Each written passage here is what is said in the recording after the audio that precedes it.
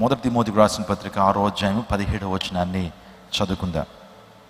ఇహమందు ధనవంతులైన వారు గర్విష్ఠులు కాక అస్థిరమైన ధనమునందు నమ్మిక ఉంచక సుఖముగా అనుభవించుటకు సమస్తమును మనకు ధారాళంగా దయచే దేవుని యందే నమ్మిక ఉంచుడని ఆజ్ఞాపించుము. చదవబట్టి లేఖన భాగంలో సమస్తమును మనకు ధారాళముగా దయచే దేవుని యందే నమ్మిక ఉంచండి. మనిషి నమ్మకాలు చాలా వాటి మీద ఉంటాయండి. మనిషి రకరకాల వాటిని నమ్ముతూ ఉంటాడు. కొంతమంది అంటారు, మీకు ఆ నమ్మకం ఉంటే మాకు వేరే నమ్మకం ఉందండి. ఇంకో మాటలు చెప్పాలంటే మీకు పులుసు ఇష్టం, మాకు ఎగురు ఇష్టం అండి, ఎవరి నమ్మకాలు వారియే అని అంటూ ఉంటారు. ఒక విషయాన్ని మీకు చెప్పనివ్వండి, మనము సమస్తమును మనకు ధారాళముగా దయచేసేటువంటి దేవుని యందు నమ్మిక ఉంచాలి, ప్రభువునందు మీద నమ్మిక ఉంచాలి. చాలామంది వ్యర్థమైనటువంటి వాటిని నమ్మి వారి జీవితంలో మోసపోతున్నారు. నేను ఒక యవనస్తుడి గురించి నాకు తెలుసు. ఆ వ్యక్తి ప్రేమలో పడి విఫలం అయ్యి ఆత్మహత్య చేసుకున్నాడు. ఆత్మహత్య చేసుకునే ముందు ఒక లెటర్ రాశాడు, సూసైడ్ నోట్ అంటారు దాన్ని. రాసి అతను ఏమని రాశాడంటే, నేను ఈమెని నమ్మి మోసపోయాను, ఈ స్త్రీని నమ్మి మోసపోయాను, అందును బట్టి నేను ఆత్మహత్య చేసుకుంటున్నానని ఆ వ్యక్తి ఆత్మహత్య చేసుకోవడం జరిగింది. అంటే ఎన్నోసార్లు నమ్మటానికి ప్రయత్నం చేశాడు, నమ్మాడట, నైవంచన చేయబడ్డాడట, అందును బట్టి చనిపోయాడట. ఈ రోజున మనుషులు రకరకాల వాటిని నమ్ముతున్నారు. నిజంగా అక్కడేదో దీవెన ఉందంటే అక్కడికి వెళ్తున్నారు, ఇక్కడేదో ఆశీర్వాదం ఉంది ఇక్కడికి వెళ్తున్నారు. ఏదో నమ్మకాన్ని మనిషి పెట్టుకుని తన జీవితాన్ని ముందుకు కొనసాగిస్తున్నాడు. అసలు నమ్మకం ఎవరి మీద ఉంచాలి? ఎవరి యందు మనం విశ్వాసం ఉంచాలి? అసలు విశ్వాసం అనేటువంటి మాటకు ఒక ప్రత్యేకమైన నిర్వచనం ఏంటంటే, నమ్మదగినటువంటి దాన్ని నమ్మటమే విశ్వాసం. అంటే మనం ఏదో నమ్మేసి విశ్వాసం అనుకోకూడదు.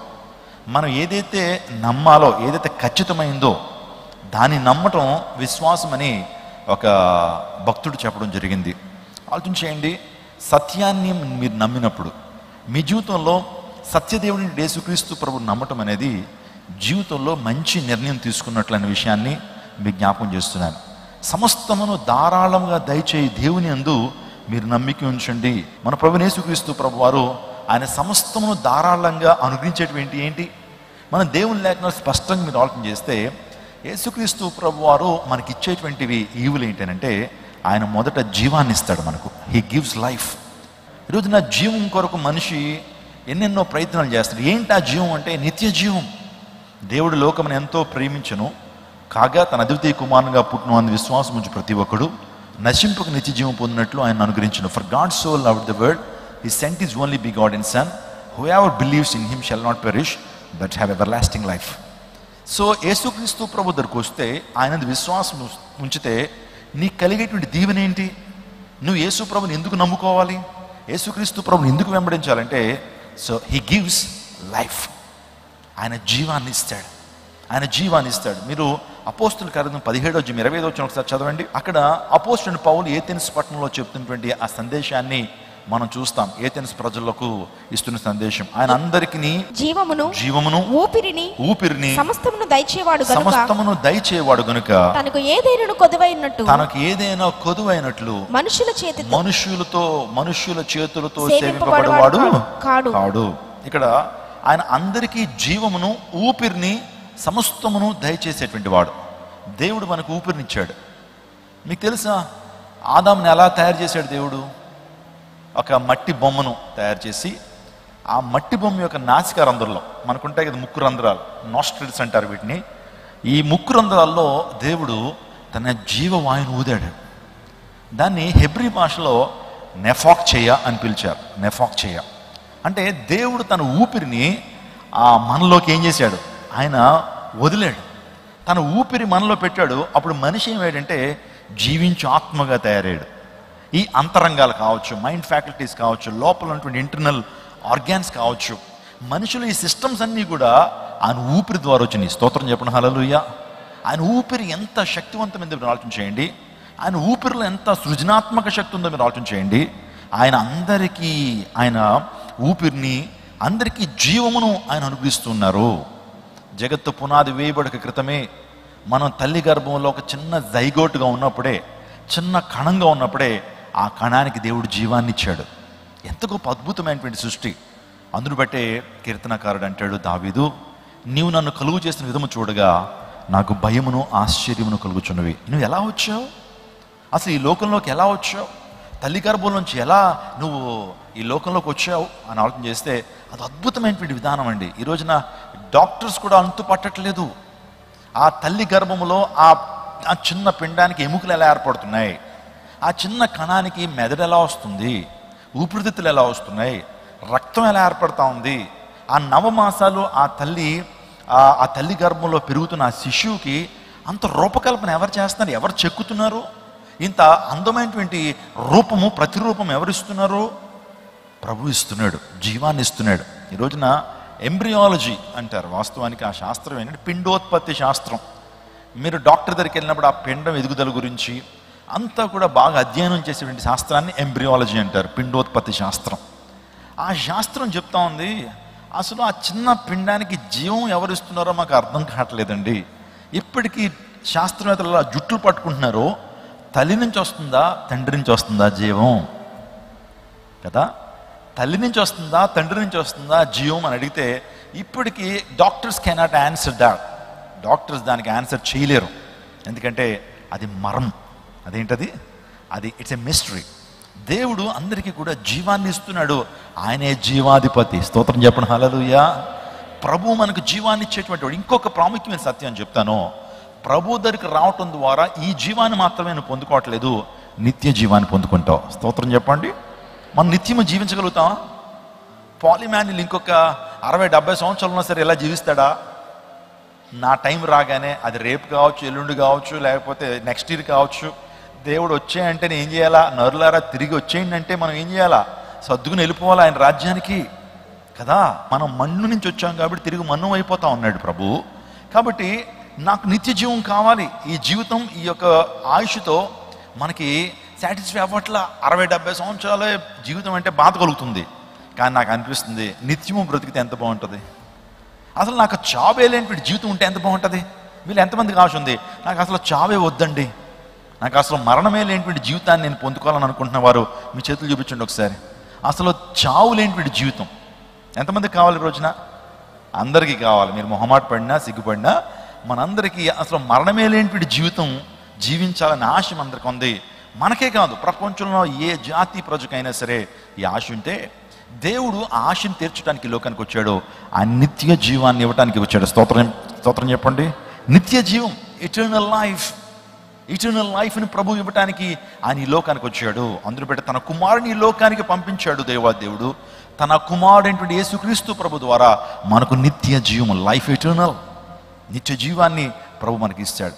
వాస్తవానికి ఆది పితరులైన ఆదాము అవ్వలు కూడా ఎప్పుడైతే వారు తప్పు చేశారో, పాపం చేశారో, అజ్ఞాతికరం అనే పాపం చేశారో, వారు కోల్పోయింది ఏంటనంటే నిత్య జీవాన్ని కోల్పోయారండి.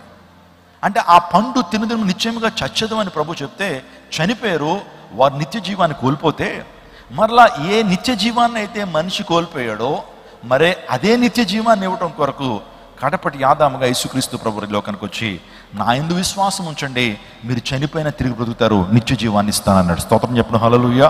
అసలు ప్రభు దగ్గరికి మనం ప్రధానంగా ఎందుకు రావాలంటే ఆయన మనకు నిత్య జీవాన్ని ఇచ్చేటువంటి వాడు కాబట్టి ఈ యొక్క రాత్రికాల సమయంలో జీవాన్ని ఇచ్చేటువంటి వాడు. లాజరుకు దేవుడు జీవాన్ని ఇచ్చాడా లేదా? 4 దినాలు శవమై ఉన్నాడు, మృతతుల్యం అయిపోయింది దేహము. ఆ యొక్క శరీరంలోంచి వాసన బయటకు వస్తుందని వారు చెప్పారు. అయ్యా ఆ రాతిని పొర్లించమని ప్రభు చెప్పినప్పుడు, అయ్యా 4 రోజులైంది అయ్యా, ఆ యొక్క శరీరంలోంచి వాసన బయటకు వస్తుంది అని ఎప్పుడైతే ఆ యేసు ప్రభుకు చెప్తా ఉన్నప్పుడు, విశ్వాసముతో మీరు ఆ రాతిని పొర్లించండి, విశ్వాసంతో ఆ రాతిని దొర్లించండి అని ప్రభు చెప్పినప్పుడు, మార్తా నువ్వు నమ్మితే దేవుని మహిమను చూస్తావు. ఈ మాట నాకు చాలా ఇష్టం అండి. ఎక్కడికి వెళ్ళి నేను మాట చెప్తాను, ఇదే మాట మీకు కూడా చెప్తున్నాను. If you believe you will see God's glory. దేవుని మహిమను చూస్తావు. ఒకవేళ నమ్మకపోతే you cannot see the glory of God. If you can believe, నువ్వు నమ్మగలిగితే దేవుని యొక్క శక్తిని, దేవుని ప్రభావాన్ని, దేవుని మహిమను చూస్తావు. నమ్మనటువంటి వాడు దేవుని మహిమను చూడడు. నమ్మి విశ్వాసంతో వారు ఎప్పుడైతే ఆ రాతిని పొర్లించారో, లాజరు బయటికి రమ్మన్నప్పుడు జీవప్రాప్తుడిగా ఆ లాజరు బయటకు వచ్చాడు. కమాన్ చర్చ్, ఈ రోజున ప్రభు మనకు జీవాన్ని ఇచ్చేటువంటి వాడు కాబట్టి మనము దేవుని ఘనపరచాలి. స్తోత్రం చెప్పండి హల్లెలూయా. ఈ ప్రపంచంలో ఏ ఒక్కరి ద్వారా మనకు నిత్య జీవం రాదు. బాబా ద్వారా కానీ ఒక స్వామీజీ వల్ల కానీ మనకు నిత్యజీవం రాదు. ఈ ప్రపంచంలో నువ్వు ఎన్ని భక్తి కార్యక్రమాలు చేస్తున్నా, తీర్థయాత్రలకు వెళుతున్నా, నదీ స్నానాలకు వెళుతున్నా, ఎన్ని పండుగలు పబ్బాలు నువ్వు సెలబ్రేట్ చేసుకుంటున్నా, నువ్వు ఎంత భక్తి కార్యక్రమాలు చేస్తున్నా, యేసుక్రీస్తు ప్రభు ద్వారా మాత్రమే ఒక వ్యక్తి నిత్య జీవాన్ని పొందుకుంటాడు. Hallelujah. Is the one and only God who can give you eternal life.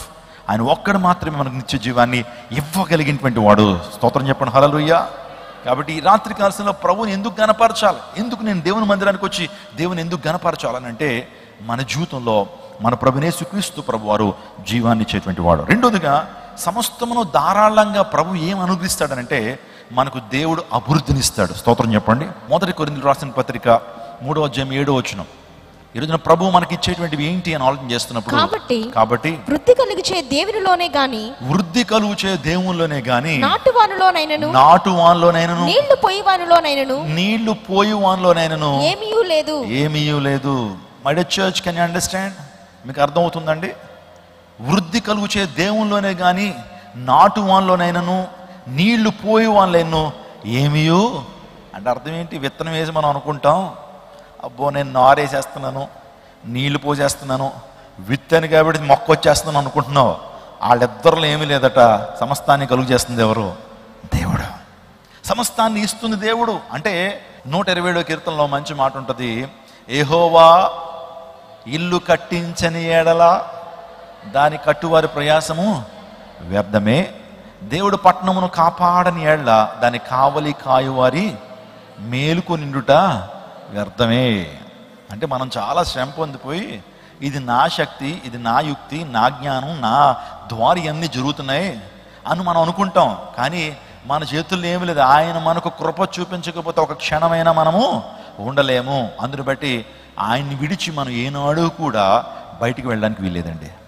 కొన్ని సందర్భాల్లో ఆ జీవితంలో కష్టం ఉన్నప్పుడు, నష్టం ఉన్నప్పుడు, శోధన ఉన్నప్పుడు, ప్రతికూల పరిస్థితులు ఉన్నప్పుడు దేవుడు గుర్తొస్తాడు. దేవుని సన్నిధికి వస్తాం.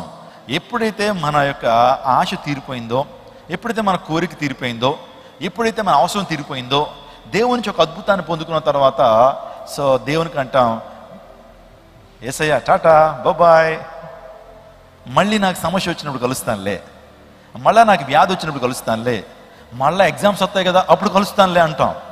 అంటే మీరు ఆలోచన చేయండి, అది కృతజ్ఞత కాదు. నేను అమెరికాలో జరిగిన ఒక సంఘటన చెప్తానండి. ఒక కుటుంబం ఉన్నారు, తెలుగువారే. సో వారు మందిరానికి వచ్చారండి. పాస్టర్ గారు చెప్పినటువంటి దాన్ని చెప్తున్నాను.